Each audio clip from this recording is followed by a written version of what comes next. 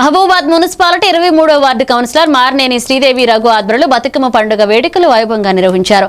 5వ రోజు వేడుకలకు బీఆర్ఎస్ పార్టీ జిల్లా అధ్యక్షురాలు మాజీ ఎంపీ మాలోత్ కవిత, ఎమ్మెల్సీ తకెళ్లపల్లె రవీందర్రావు, సతీమణి గౌతమి, మార్గదర్శి విద్యాసంస్థల అధినేత తకెళ్లపల్లె సంధ్యారాణి ముఖ్య అతిథిగా హాజరయ్యారు.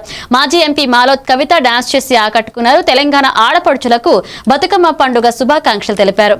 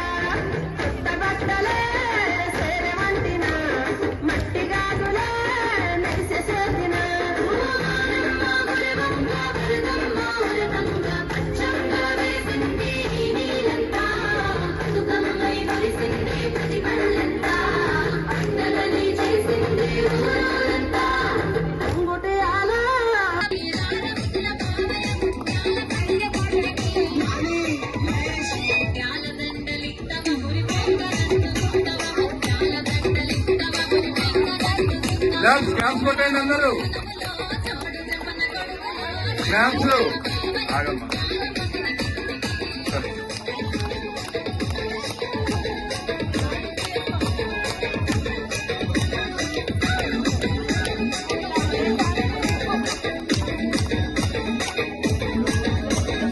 కూతురు ఎక్కడ?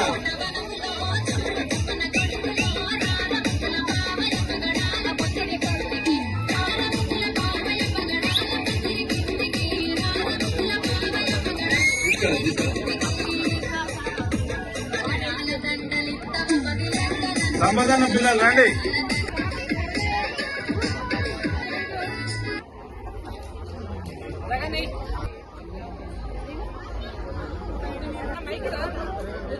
అందరూ మా శ్రీదేవి మేము అందరం చాలా మా కాలనీ వరకు కుటుంబ సభ్యుల లెక్క ప్రతి ఏటా కూడా ఈ బతుకమ్మ ఆడుకుంటాం. మీకు కూడా మా ఆడబిడ్డగా మేము పిలుచుకుంటారమ్మా అని అనగానే చాలా సంతోషపడ్డాం. మేము వాస్తవంగా ముందే రావాల్సింది కానీ కురువిలో పెద్ద ఎత్తున అక్కడ బతుకమ్మ ఏర్పాటు చేస్తే అక్కడ ఆడుకొని ఇక్కడ రావడం అందుకే ఆలస్యమైంది.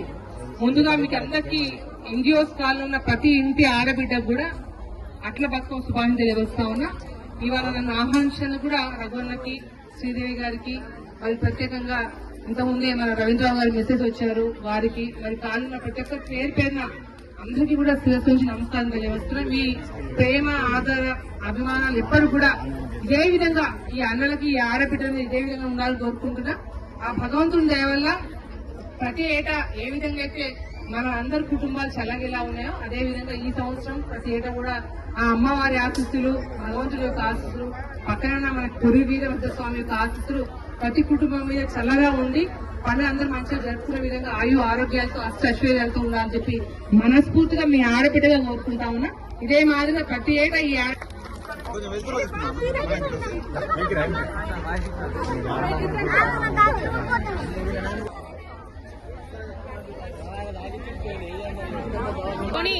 ఎన్జిఓస్ కాలంలో మరియు పూర్వీ పట్టణంలో అన్ని చోట్ల కూడా ఇవాళ 5వ రోజు బతుకమ్మ అందరూ కూడా మా మహిళా ఆడబిడ్డలందరితో కూడా ఇవాళ బతుకమ్మ అందరూ సెలబ్రేషన్ చేసుకోవడం జరిగింది.